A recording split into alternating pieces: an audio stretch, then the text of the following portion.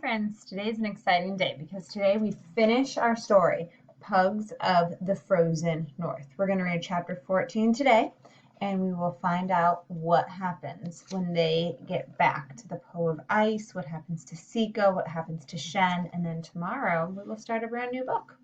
So chapter 14.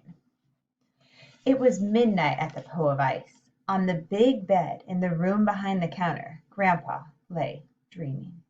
His bed was a sled again, carrying him over the shining ice, under the glimmering green canopies of the northern lights.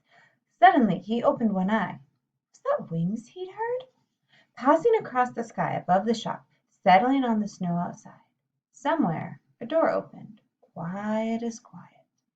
A breath of cold stole into the warm room. The tiny sounds of tiptoed feet on the floorboards. Grandpa opened the other eye. "Oh, hello there," he thought. "I thought you were a dream," he said. "I'm not," said the Snow Father, filling the room like a kindly shadow, stooping to fit in his bigness under the slope of the ceiling. "Then is my bed really a sled?" asked Grandpa. "Am I at the top of the world again?" "No," said the Snow Father. "I have come south for a change. Helga Hammerfest and the bears will keep an eye on things at the pole while I'm away. Sika tells me that you wanted to see me again." "I wanted to come to you," said Grandpa. "I wanted to make that journey one last time, but I know I'm too old now for journeys. I will make do with stories of Sika's journey instead. And I've got such stories to tell," she said, as she climbed onto the bed and put her arms around Grandpa's neck. "So many adventures, such things we've seen, me and Shen." And they started to tell him. The Snow Father stood listening, and after a while Sika's mom came in, awoken by the voices. And there they all sat the whole night long, with the northern lights shining very brightly through the windows, and Grandpa and Sika and Shen and the Snow Father swapped their stories. And toward morning Grandpa fell asleep, still smiling at the memories of the things they'd told him. Deeper and deeper he sank into his dreams, and the sound of his snoring grew fainter and fainter, until at last it faded altogether, and they knew he would not wake up. They were sad and silent for a while, until the Snow Father said, "Come." "Come where?" said Sika's mother. The Snow Father opened the door to the far side of Grandpa's room. The cold came into the room. He went around behind Grandpa's bed and started to push it toward the open door. Shen and Sika ran to help, but they did not know why he was pushing the bed outside, but they were sure he must have a good reason. After a moment Sika's mom joined in too. Together the four of them eased the bed outside. It looked even more like a sled, standing there in the glittering snow. The Snow Father stopped and scooped up a handful of snow.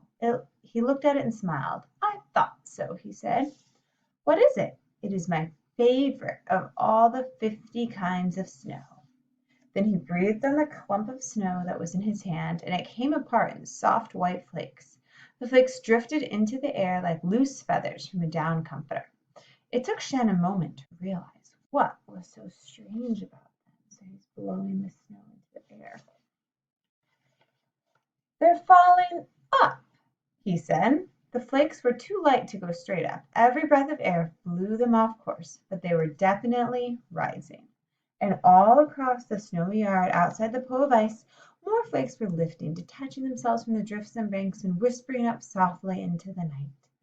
Like a blizzard in reverse, the upward falling snow poured up into the night, and the snow that was under Grandpa's bed caught against the slats and underneath the mattress and kept rising, so that the bed was lifted with it, turning and trembling like a boat that feels the tug of the tide.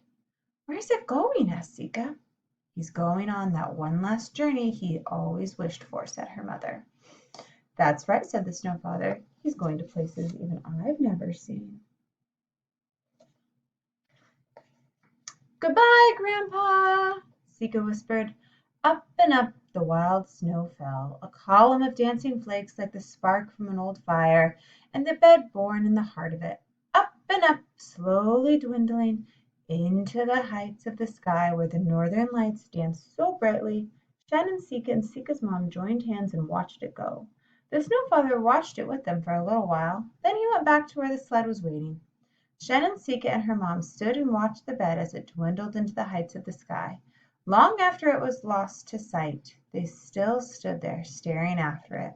The last flakes of the upside-down blizzard fluttered around them, leaving the ground around the pole of ice with only a thin covering of ordinary snow. And suddenly Shen felt very lonely, because he knew his adventure was almost over, and soon it would be time to leave this place. But then, as if she knew what he was thinking, Sika's mom put her hand on his shoulder and said, "I've been thinking that, Shen. I think if you want to, you should stay here, you and your 66 pugs. I mean to open the Po of Ice properly again, and start a hot chocolate cafe, and rent out rooms to people who come to see the Northern Lights."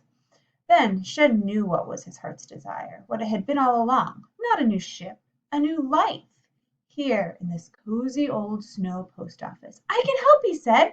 "We could start a pug-powered parcel delivery, and we'll use the treasure from the Snowfather's garden to pay for a new roof and a new S and a T and an F."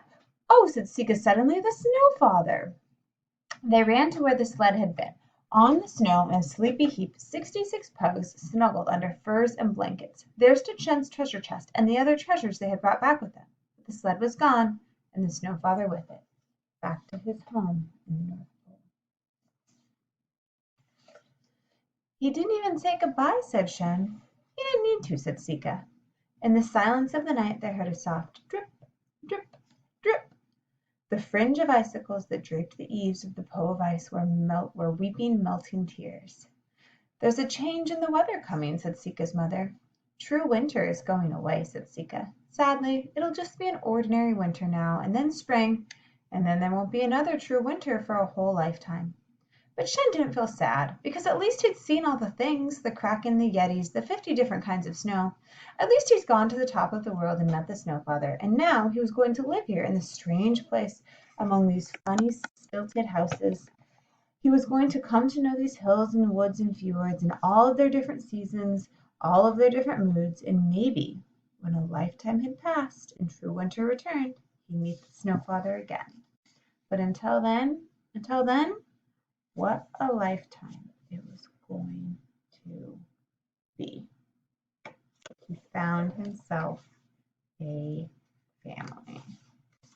The end.